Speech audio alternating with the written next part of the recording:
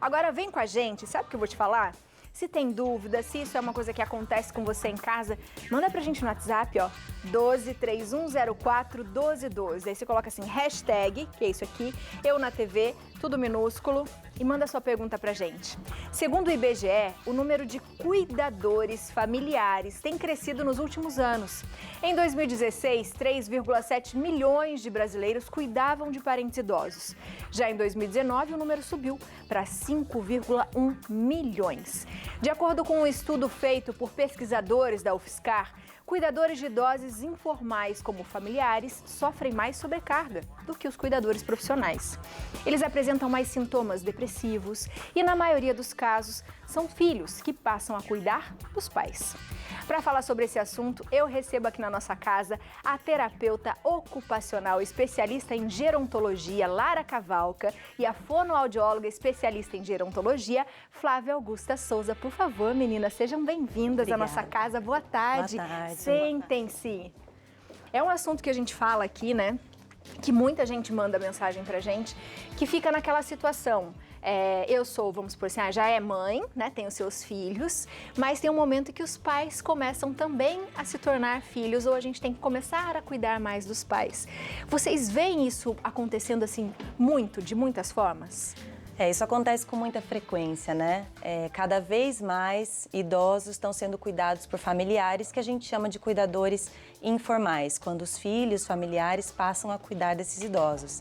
E quando a gente pensa nos idosos de hoje, de 80 anos, eles não cuidaram muitas vezes dos seus pais porque a expectativa de vida era menor. É verdade. Mas hoje, com a expectativa de vida maior, cada vez os idosos vivendo mais, então os filhos passam a precisar cuidar desses pais que eventualmente podem precisar de ajuda por um grau de dependência, independente do nível desse grau de dependência, né? Porque a gente tem vários tipos de dependência, né? Pode ser a dependência, meu pai, por exemplo, ele já está com a visão ruim e para ele dirigir sozinho é complicado. Isso também é um cuidado, né? São vários tipos de dependência, é isso? É exatamente isso. A gente começa a pensar na coisa do envelhecimento, que hoje a gente divide, né? Está saudável, está idoso e aí a idade traria a doença.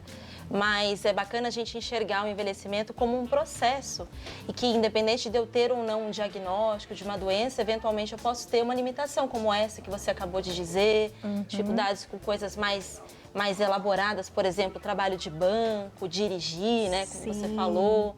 Então, e aí isso já é o cuidado, né? A gente não precisa falar de cuidado quando a gente já tem um idoso acamado ou que demanda, né, uma coisa mais intensa. Só essa coisa do cuidado, de estar perto, de precisar ajudar nas compras, já caracteriza e já começa a modificar a rotina de quem cuida. E é aí que os desafios começam, né? É aí que os desafios começam, porque quando a gente fala de cuidadores, a gente sempre pensa que é uma pessoa de fora.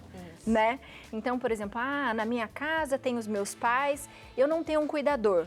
Mas o que você faz? Eu cuido. Então, você também é um cuidador, né? Um filho cuidador. Como é que a gente consegue ter essa distinção de postura e, de repente, assumir isso como uma responsabilidade mesmo? Eu acho que os filhos, muitas vezes, eles não percebem que estão se tornando cuidadores, por, às vezes, não enxergar o processo de envelhecimento com algumas perdas naturais. Então, quando a gente fala de envelhecimento e que essas pequenas mudanças vão acontecendo, como, por exemplo, não conseguir ir ao banco, como a Flávia falou, não conseguir dirigir, quando você precisa assumir certos cuidados, você já é um cuidador. Então, as pessoas precisam perceber que, muitas vezes, o cuidado ele é sutil. Ele não é um cuidado mais difícil, como o banho de um idoso que eventualmente é acamado, que teve um AVC, mas são as mudanças daquele idoso que ele fazia algo, mas que agora ele não consegue mais fazer e precisa do apoio desse filho. Então, esse filho se torna um cuidador. E o que a gente tem que pensar é que envelhecer é natural. E todos nós, com a ajuda de Deus, né, e com a nossa ajuda, né, principalmente a nossa, que se a gente se cuidar, nós iremos envelhecer, graças a Deus. Né? Então, que isso seja de uma forma de qualidade. Porque quando a gente fala em envelhecer, parece algo pesado. Mas não tem que ser pesado, faz parte do processo da nossa vida, né? Exatamente. Essa é a batalha da gente que trabalha com idosos, né, tanto da geronto quanto da geriatria, que é justamente esse entendimento do processo, que é o que você está falando agora. E a gente acredita muito nisso, que quando a gente entende como um processo, a menos que seja uma coisa muito aguda, que acontece de repente, que realmente é um choque, né, para a família, a gente vai compreendendo, vai mudando, vai modificando aos poucos a rotina e se torna mais suave, mais possível. Talvez não fácil, porque é sempre desafiador, mas também é muito nobre, né? Então, acho que tornar mais possível, mais tranquilo, ajustes para garantir que as duas partes estejam bem, é o que faz a diferença para quem cuida e para quem é cuidado, né? Com certeza. Pra gente falar mais desse assunto, eu vou colocar alguém no meio, tá? Que a gente tem um depoimento aqui, a gente vai entender um pouco a história dela e vai começar a ver em casa como é que a gente ajuda você também. A Elisa tem 36 anos e gravou um depoimento pra gente, compartilhando a história. Nos últimos 10 anos, ela tem sido mãe 2 vezes. Mãe do filho dela e mãe também da mãe dela, que passou a precisar de cuidados especiais. Vamos assistir um pouquinho sobre a história. Olá, sou Elisa, tenho 36 anos, sou filha única e há mais ou menos 10 anos a minha mãe vem se tornando a minha filha e hoje ela é minha filha. Minha mãe tem uma doença degenerativa, uma demência e não tem cura e não tem retrocesso também, não tem como parar, né? Ela teve 6 AVCs isquêmicos. E desde então a gente vem tentando entender e processar tudo que acontece. É difícil, é doloroso para nós também, acho que muito mais para mim do que para ela, porque a gente vê quem a gente ama, né, e não poder acabar com aquilo, né, enfim, resolver é bastante difícil, mas Deus me dá força todos os dias. E meu marido também, é uma pessoa bastante presente e que nos meus altos e baixos ele vai me ajudando a me manter firme para cuidar dela. E eu tenho certeza que ela faria isso por mim e eu faço isso porque amo ela e porque eu sei que ela faria isso por mim. Obrigada. Que bonito isso. Obrigada, Elisa. Um beijo pra você. Você é uma querida, viu? E eu acho que o que a Elisa disse é exatamente o que o filho começa a sentir, né? Como eu vou negar algo pra alguém que cuidou e de repente absteu da vida pra cuidar de mim? Então esse momento precisa ter algo meu. Mas como cuidado emocional ao mesmo tempo, porque ela também tem o filho dela. Quais dicas vocês dão para as pessoas em casa? Como que a gente consegue lidar do nosso emocional para a gente conseguir cuidar do outro com tanto amor? Ela fala de uma dica que é fundamental, que é, primeiro, existem altos e baixos. Então não adianta a gente dizer que é sempre ruim, nem que vai ser sempre bom. Vão ter dias, depende de uma série de fatores. Então a relação que você tinha antes com esse idoso, né, esse familiar que agora você cuida, qual é o diagnóstico, qual é o impacto, qual é o grau de dependência, isso tudo faz muita diferença. Essa é uma primeira dica, que não existe uma coisa estável, né? Então, a gente vai ter que aprender a lidar um pouco com isso. E acho que o suporte, né, Lara, que ela acho comenta que, também. falando sobre isso, é que não existe um perfil específico, inclusive, porque essa relação ela vai se dando ao longo do tempo, né? Ela tem um privilégio de ter uma boa relação com a mãe e talvez isso torne mais fácil o cuidado, mas pode ser que algumas pessoas não tenham essa facilidade porque a relação seja outra. Mas um ponto importante é que você mantenha no dia a dia pequenos prazeres. Então, que quem cuida coloque alguns momentos que consiga para cuidar de si. Então, seja assistir um programa que gosta ou fazer uma caminhada e buscar a rede de apoio, o suporte. No caso, ela tem o marido, né? Sei que muitas vezes os familiares têm dificuldade até de contar com irmãos, familiares, mas existe uma possibilidade da gente abrir um leque e ver qual ajuda é possível. Talvez não seja no cuidado, no dia a dia, às vezes pode ser uma ajuda financeira, às vezes pode ser a rede de saúde local, pública, que às vezes pode oferecer uma medicação, enfim. Existe uma série de coisas que, se elas se articularem, isso pode facilitar essa tarefa de cuidar, que é muito desafiadora, né? Porque não pode ser pesado, né? Então, eu acho que é isso que vocês falaram, é de ver o que é minha mãe, meu pai, né? O que eles têm, como é que eu cuido. Eu consigo dar conta disso, né? Eu consigo, só eu, é possível?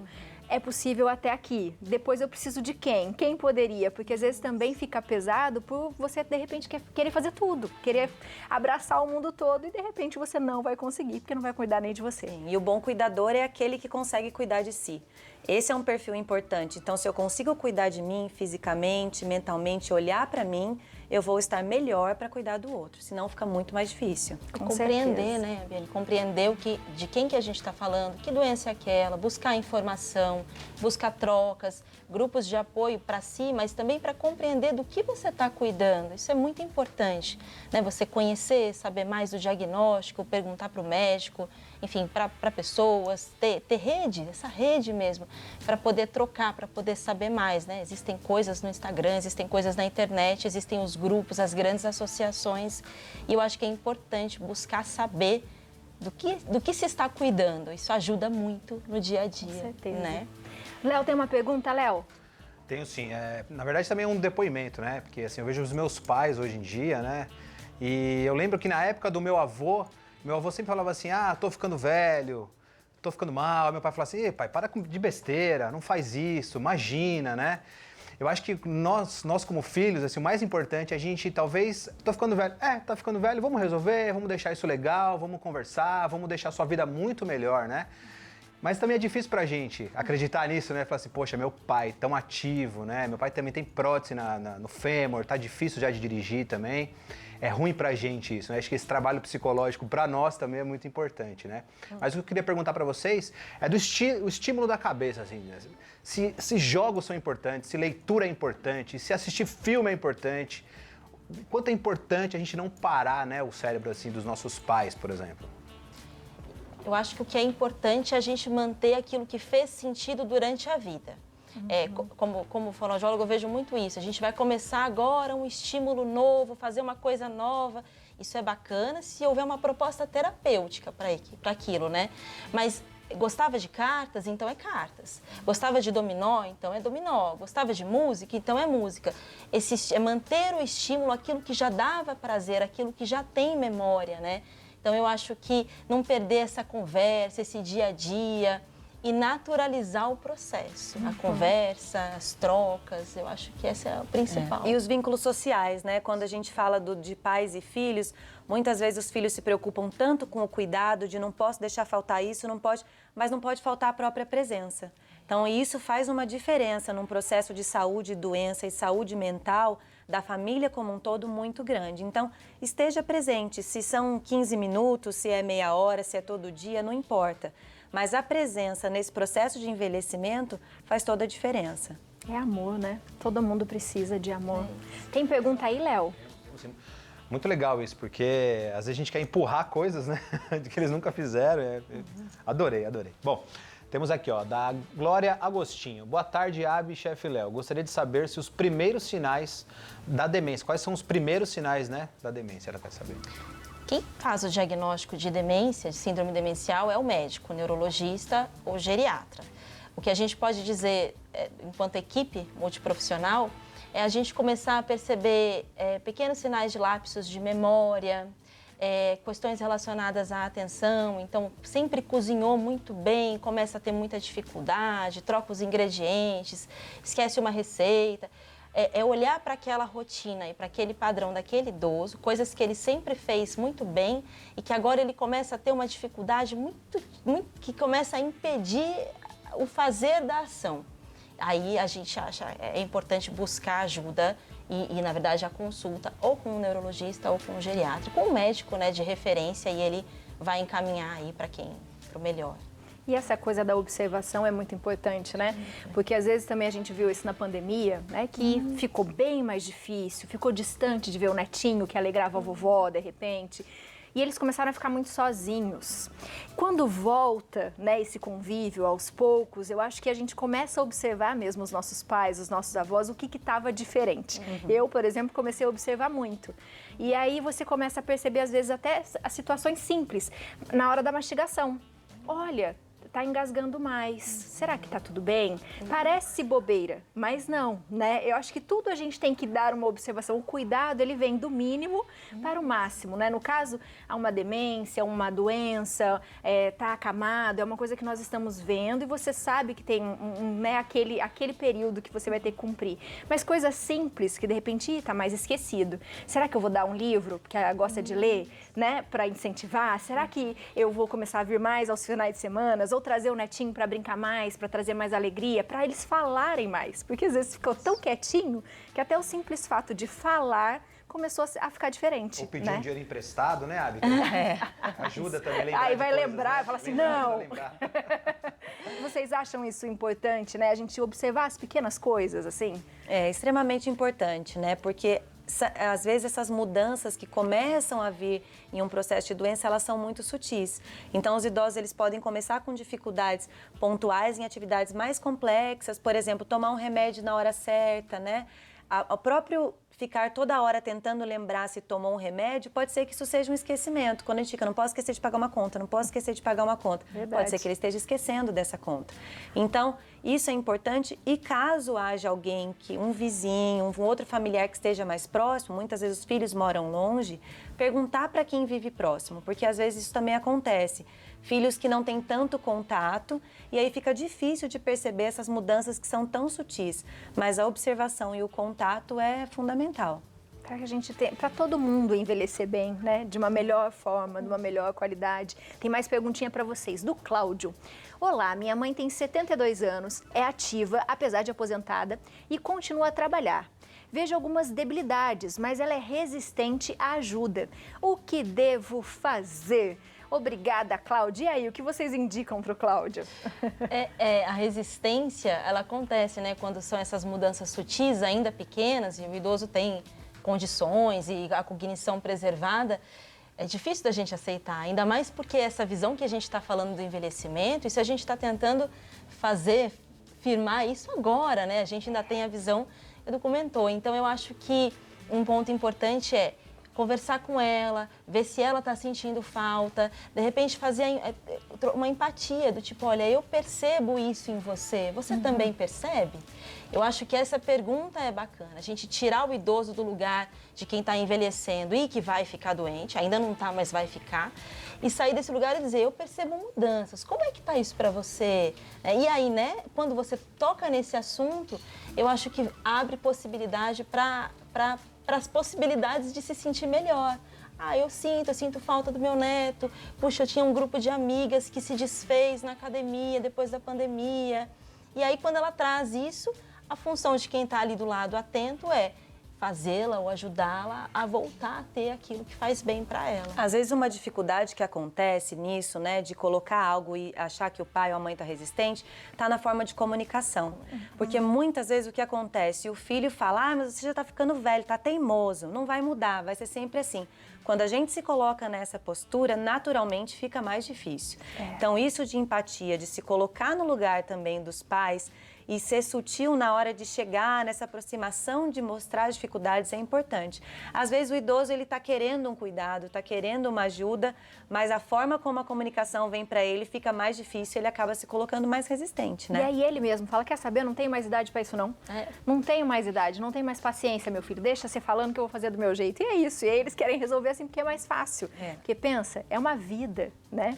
E a gente tem que ter respeito com essa vida, porque afinal de contas, nós só somos o que somos por causa deles, né? Então eu acho que é uma forma de gratidão, de empatia e de lembrar que todos vamos envelhecer. Então se a gente pode fazer o melhor para quem a gente ama, isso vai voltar para a gente de alguma forma, né? Com certeza. Estamos envelhecendo, né? Estamos envelhecendo.